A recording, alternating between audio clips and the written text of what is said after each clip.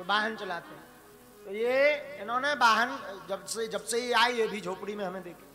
तो वो सरदार जी, हम झोपड़ी में बैठे थे तखत पर, ऐसा बालाजी का स्थान बना था, मंदिर ऊपर छोटे से मंदिर में बालाजी स्थापित थे, और वही शंकर जी का पुराना मंदिर था। उन्होंने निवेदन किया, महाराज अर्जी लगानी। हरप्रीति जी ने, उनका नाम हरप्रीत है। हाँ?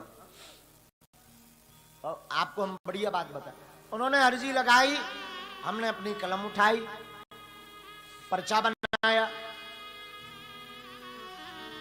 तो हमने पूछा, बताओ भाई किस लिए आए हैं? बोले महाराज जी आप तो सब जानते हैं, आप बताइए। अरे हमने कहा नहीं नहीं बालाजी सब जानते हैं, भाई आप क्या पूछने आए हैं बताओ। हमने पर्चा पढ़वाया तो उनके पर्चे में कलम लिख करके आई कि आप संतान की कामना लेकर के आए हैं, कोई संतान नहीं है, एक पुत्री हुई, उसकी आयु 10 साल की हो गई, उसके बाद आपके कोई संतान नहीं हुई, पुत्र कामना लेकर के आए हैं, हमारा आशीर्वाद है, बालाजी कृपा करेंगे, ऐसा पर्चे में लिख करके आया और आपको पुत्र हो जाएगा। लोग जो 10-12 लोग बैठे थे वो भी खुश भये, उन्होंने भी ताली बजाई।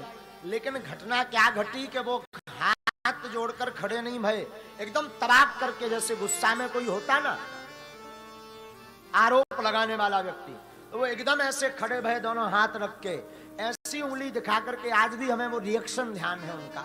वो कथा अगर सुन रहे होंगे बड़ी शर्मिंदगी महसूस, वर्तमान में तो कनाडा में है वो, तो वो ऐसी उंगली करके बता रहे थे, महाराज तुम नहीं जानते कुछ, पक्के ढोंगी हो।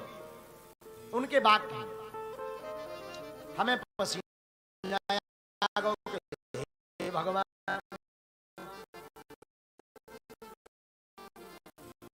4 साल हो गए अर्जी लगाओ, आज का होगा, उल्टी कलम हो गई का। बोले महाराज आपने आशीर्वाद तो दे दिया कि जाओ पुत्र होगा, पर अब खाक पुत्र होगा।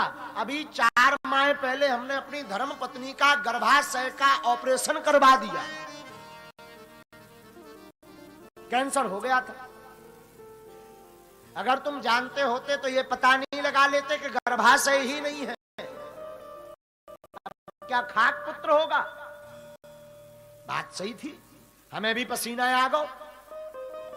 हमने भी गुरुजी की तरफ देखी कि तुम जब इतना बता सकते तो जो ना बता देते। अपने गुरुजी की तरफ, दादा गुरुजी की तरफ देखी, मन ही मन कही तुमने फंसवा दो, आज नाक कटवा दी, हमारी कटी तो तुम्हारी कटी। और जो आदमी 10-20 लोग तो बड़े वो होते, बड़े समय पक्षी होते, तो जो लोग मिल नहीं पा रहे थे वो भी तमक कर, अरे बोले देख लो बकड़े आई पोल, बा खुल गई पोल। बोले कहा, बोले ढोल कपोल खुल गई पोल। हमें बड़ा बुरा लगा, रोना आ गया। सत्य घटना है, बचपना था उस वक्त, हमारी आंखों में आंसू आ गए।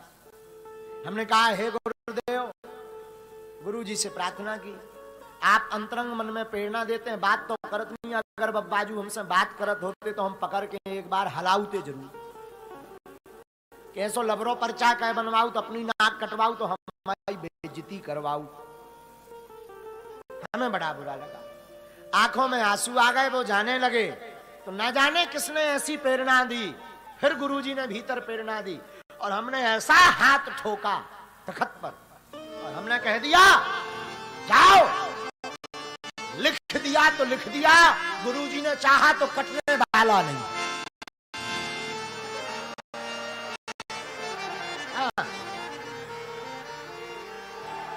लोगों को लगा कि भावावेश में कह दिया, झूठ कह दिया, पकड़े तो ये गई हैं, इन्होंने झूठ कह दिया तो अपनी अपनी बातें बनाते रह गए। लेकिन गुरुजी तो मुस्कुरा रहे थे, हम समझ गए इन्होंने कुछ लीला करनी है हमारे गुरुदेव को, क्योंकि हमारे गुरुदेव बड़े कौतुकी है। भैया घटना ये घटी कि हमें अब रातों भर नींद न आए, लगे हम माला जपवे। कि गुरुजी हमसे गलती का हो गई। आपने उसकी डिटेल बताई पर जो कहीं नहीं बताया हुआ कि गर्भाशय नैया। गुरुजी 4-5 दिन बाद हमारे रात्रि काल मन भाव में प्रकट भय, बोले बेटा ये भी हनुमान जी की लीला है। और भैया का बतावे, वो आज भी जिंदा है। ये चर्चा हमने केशव जी को भी बताई थी, सरदार जी की, दिल्ली के सरदार की का। हाँ, आपको आज भी वो जिंदा है भैया। 4 महीने बाद सापत्नीक वो आश्रम आए और गांव के बाहर से दंड भरते हुए आए और आए और रोने लगे। तो हमने कहा सरदार जी भैया आप क्यों रो रहे हैं, कैसे आए, हमने तो आपको देखा है, आप पहले भी आए थे। अरे बोले महाराज अब हमारी भूल को क्षमा करो, हमसे बड़ा अपराध हो गया, हम समझ नहीं पाए, हमें मारो, हमें गाली बको, हमें खड़ाऊ मारो, अरे हमें मार भी डालो, तब ये अपराध हटने वाला नहीं। हमने कहा भला भैया हुआ क्या? बोले महाराज हम आश्चर्य में हैं, हमारी धर्म पत्नी गर्भवती हो गई।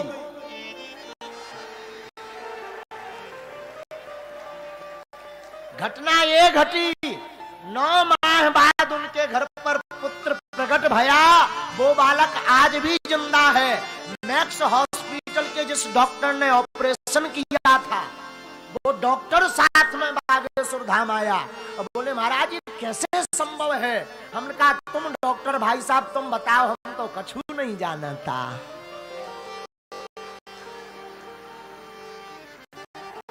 महाराज उस जमाने में 2014 में लास्ट में, अरे वारे गुरुदेव भगवान, हे हनुमान जी कैसी लाज रख देते हैं। आज भी उनकी दी हुई मोटरसाइकिल हमारे पास में है। पहली बार किसी ने हमें मोटरसाइकिल गिफ्ट दी थी, आई स्मार्ट। उस जमाने में नई नई चली आई स्मार्ट। आज भी वो गाड़ी हमारे पास है। वो सरदार जी हम तो चूंकि लेते नहीं पर जबरदस्ती वो मोटरसाइकिल और चाबी नई लेकर के छतरपुर से ला करके रख गए थे। और वो बालक आज भी जिंदा है, 7 साल का हो गया वो बालक। वर्तमान में कनाडा में निवास है। आज भी वो परिवार जीवित है और उस बालक का नाम ही रखा बागेश्वर कृपा प्रसाद। हाँ क्या कहें भैया, तो प्रभु की भक्ति में, गुरु भक्ति में हम भैया अपनी गाथा नहीं कहते, ये हमारी सामर्थ्यता नहीं, ये तो हमारे गुरुदेव भगवान की सामर्थ्यता है, भागवत की सामर्थ्यता है कि जो भागवत की शरण में विराजमान हो जाता ठाकुर जी असंभव को भी संभव कर देते। ये घटना हमने आज तक नहीं बताई, आज अचानक, चूंकि दास का मत प्रचारात्मक नहीं होता। एक बात और, इस पूरी घटना को काट के जरूर डालें। और एक और निवेदन, यहां तक काटिए, हम ना तो भैया कोई महात्मा है, ना हम कोई संत हैं, ना हम सन्यासी हैं, हमने ना लगोटी ली, हम आपकी भांति मानव हैं, साधारण आपकी भांति है। इतना है कि हम गुरु जी के चेला हैं।